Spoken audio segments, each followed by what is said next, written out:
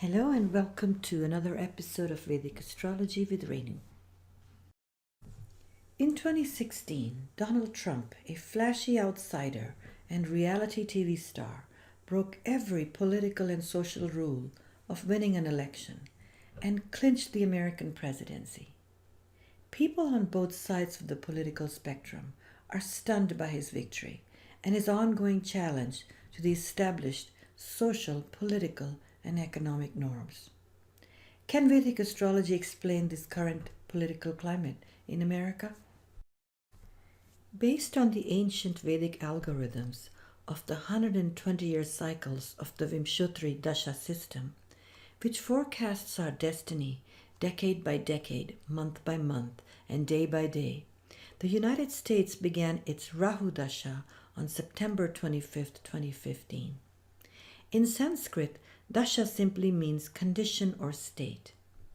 A planetary dasha shows the level and strength with which a planet in the horoscope wields its influence on our mind, or in the case of a country, the collective consciousness.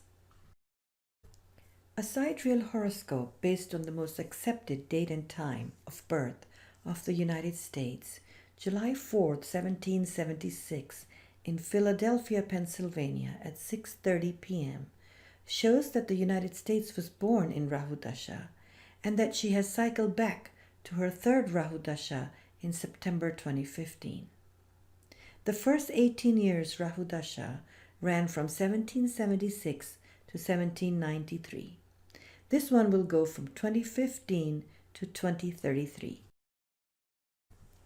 In a nation's horoscope, the first Dasha shows the foundation under which the nation was born. Like the early settlers that founded America, Rahu is unorthodox, foreign, and an outsider.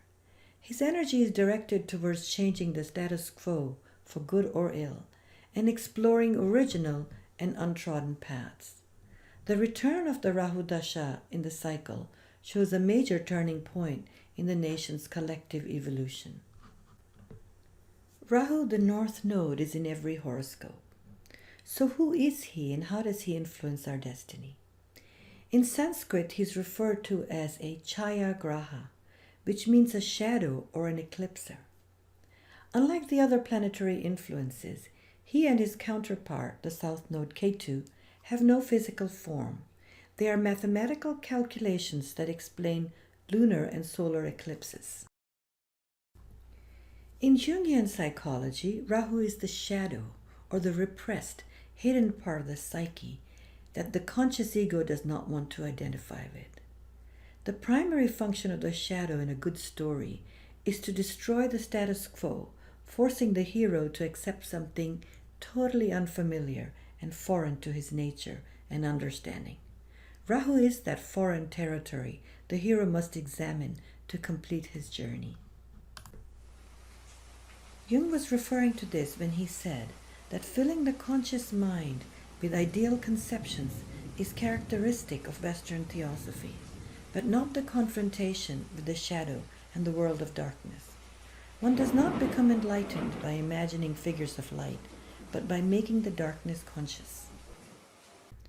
In any good hero's story, the shadow, whether an internal or an external adversary, mirrors the hero in some way and makes the story more believable, as it humanizes him and reminds us that he is much like us and not some perfect demigod. In Hindu mythology, even the gods have their shadow side.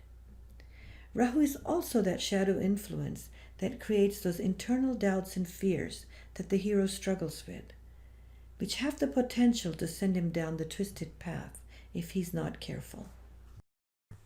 In ancient Vedic texts, Rahu is described as the outcast, the radical, and the lawless. He tends towards militancy, extremes, and unexpected events. He breaks apart cultural norms, the status quo, and defies established institutions. Rahu, like the shadow, is the immigrant and the foreigner we would rather not deal with. If well disposed in the horoscope, though, his unconventional ways give him the hypnotic ability to influence the masses. The ancient texts also compared Rahu to smoke and fog that distorts reality. His agenda is said to be hidden and is indicative of clandestine activities. Jung said that everyone carries a shadow, and the less it is embodied in the individual's conscious life, the blacker and denser it is. At all counts, it forms an unconscious snag, thwarting our most well-meant intentions. Finally, the ancient texts describe Rahu as one who looks to work around the system to achieve his results. His winnings often have a quality of not playing fair and square, and he can be very prone to cheating if afflicted in the horoscope. In many heroes' stories, the hero may have a noble Rahu quality because at some point he goes rogue to break up the status quo and defeat the enemy. The founding fathers of America's audacity to break free of Britain and the declaration that all men are created equal was a bold, radical, and noble Rahu influence at that time. In Vedic mythology, Rahu is a head with no stomach and no body. This symbolizes that he is a part of us that cannot always digest the experiences and knowledge that we consume. And without a stomach, we can never be full or satisfied. Without a body, we can easily become disassociated with our physical existence. And this is why Rahu risks going to extremes. We are all living in the Rahu age, regardless of our personal Dasha or that of the country we live in. His influence on the media, internet, and virtual reality is eclipsing out our ability to connect fully with our physical existence. His ferocious appetite for explorations and new experiences and the internet age are a perfect marriage. Rahu's collective influence on us today is much stronger than it was at the time of America's founding and the first Rahu Dasha. Remember, Rahu is in every horoscope, saints and sinners, winners and losers. His negative qualities are greatly feared, but depending on his placement in the horoscope, he can make you win or lose beyond your wildest dreams. Regardless, he will always sow seeds of chaos, confusion and turmoil, and upend life as you knew it. As a head with no body, he often overindulges in whatever he pursues. He will scream in your head, "Go for it, the facts don't matter. You can have your cake and eat it too." When in the grip of Rahu, it's hard for all of us to distinguish whether it's Rahu's temptation or our heart and our inner wisdom talking to us. His urgings can range from material to spiritual, self-obsessed to altruistic. Knowing to distinguish Rahu's shadow from the light is the main goal of our yoga practice. Rahu's results will vary in every horoscope depending on the house, sign, and other influences upon him. In the US horoscope, Rahu is placed in the 8th house in Cancer.